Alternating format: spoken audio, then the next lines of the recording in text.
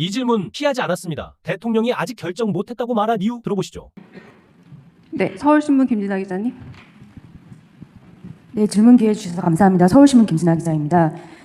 이해운 기획예산처 장관 후보자에 대한 인사청문회 불발되고 오늘 마침 송부 기한인데요. 재송부를 요청하실 생각이신지 좀 궁금하고요. 또 여당에서도 좀 부적절한 인사가 아니냐는 비판이 좀 있는데 이렇게 청문회가 만약에 열고 기회가 주어지고 해명을 하고 난 다음에 반대 여론이 계속 많아지면 좀 지명철에도 검토하실 수 있는지 궁금합니다. 이 질문을 왜 안 하시나 했어요.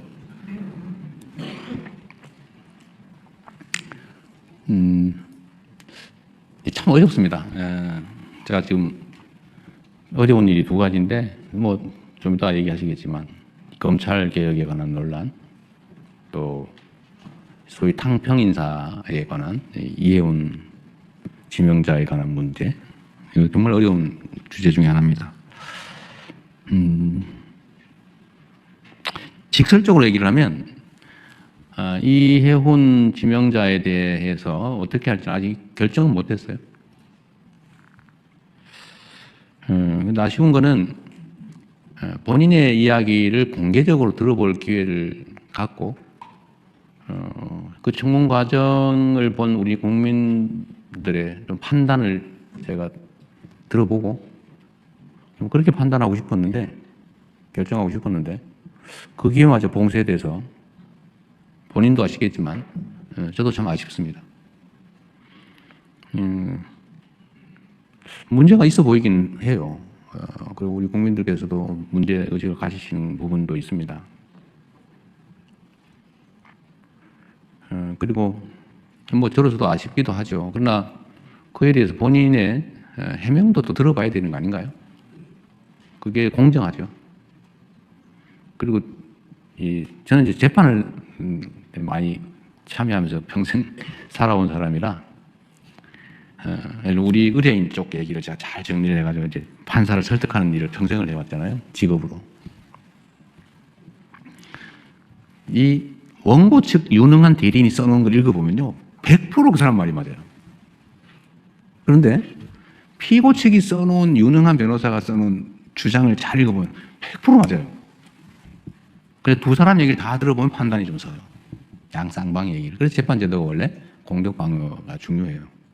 그래서 한쪽 얘기만 듣고 판단하는 거는 그리 바람직하지 않더라. 그래서 저는 하도 저 자신에 관한 이야기, 왜곡된 가짜를 많이 들어봐서 제가 그런 신념이 생겼어요. 사람의 말을 듣고 판단하지 않는다. 제가 아주 가까운 사람 얘기를 잘 안 믿어요. 근거가 뭔데? 이쪽 입장은 뭔데? 자꾸 물어보죠. 제가 레드팀 이런 거 좋아해요. 반대쪽 얘기 꼭 들어보려고 그래요. 근데 한쪽 얘기는 위험하거든요. 그 잘 안 믿어져요. 그래서 좀 아쉽다. 지금 할 수 있으면 지금이라도 좀 해줬으면 좋겠는데 좀 어떨지 모르겠어요. 쉽지 않겠죠? 좀 시간을 두고 판단하겠습니다. 그런데 이거와 관련해서 좀 근본적인 얘기를 한번 하고 싶어요. 청와대의 검증에 문제가 있는 거 아니냐는 지적도 아마 하실 것 같아요. 뭐 문제가 있죠, 결론적으로. 부족하죠.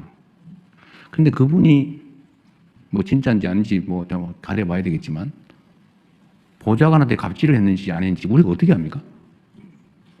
그 어디에 써놓은 게 있으면 모르겠는데, 어디 뭐 기사라도 났으면 모르겠는데. 그리고 유능하다는 한 분이라고 판단이 되고, 그리고 그쪽 진영에서 공천을 무려 5번을 받아가지고 3번씩이나 국회의원에 당선됐고, 뭐 아무런 문제가 제기되지 않았던 분이잖아요. 근데 자기들끼리만 알고 있는 그 정보를 가지고 마치 대부에서 나오는 배신자 처단하듯이, 그래 막 우리는 모르는 걸 막 공개를 해가면서 공격을 하면 뭐 흠잡힐 일을 한 당사자의 잘못이기도 하겠지만 우리로서는 알기 어렵죠. 이게 정치인가, 현실인가 하는 생각도 들긴 합니다. 그리고 또 반대쪽도 있어요. 아니 우리가 어떻게 만든 정권인데 그 중요한 자리를 왜 상대방한테 주는 거야? 섭섭해. 지지 처리할 거야. 이런 분도 계시죠. 그럼 이해가 되죠. 지금까지 그랬으니까. 그런데 대통령은 아마 노무현 대통령께서도 겪었던 참 큰 고민이고 어려움이었던 것 같아요. 제가 그렇게 하겠다는 건 아닌데, 대통령은 당선될 때까지는 한쪽 진영의 대표인 게 분명한데, 당선된 순간부터는 전체를 대표해야 된다. 이게 저희 확고한 생각이에요. 그러나 출신이나 그러니까 대표하던 진영, 또 그 진영의 가치, 지향, 신념 이런 건 변하지 않죠.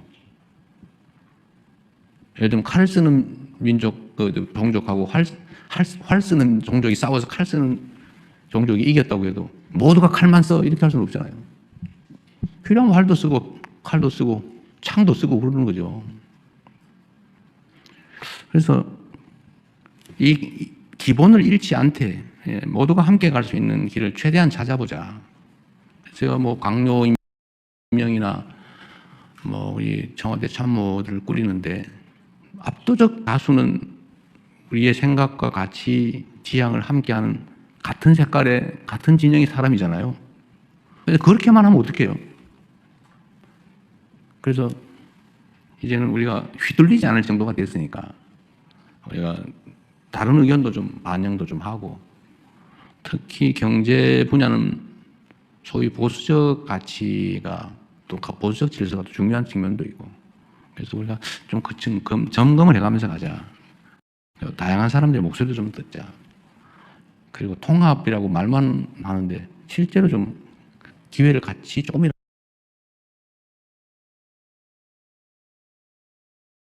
나누어서 함께 하자. 그래서 한번 시도해 본 건데, 이제 물론 소수가 있죠.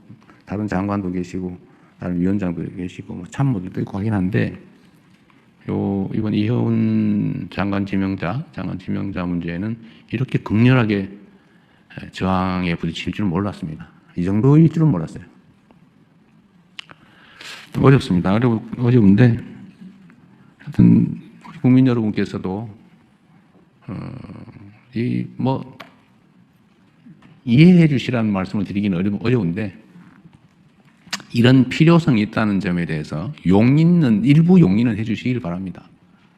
우리가 편을 갈라가지고 싸우긴 했지만, 싸움은 일단 끝났고, 이제는 함께 모두를 대표하는 그런 통합된 나라로 가야 되고, 그게 대통령이 해야 될 가장 중요한 직무인데, 사실은 필요한 만큼 못하고 있다고 저는 생각합니다. 그러나 필요 최소한 나름 시도하고 있다. 참 어렵네요. 저는 이렇게 많이 문제될 줄 몰랐어요. 앞으로 우리가 인사를 하는데도 참고해야 될 것 같습니다. 오늘 말이 길어서 미안합니다. 대신에 질문할 기회는 충분히 드리도록 하겠습니다.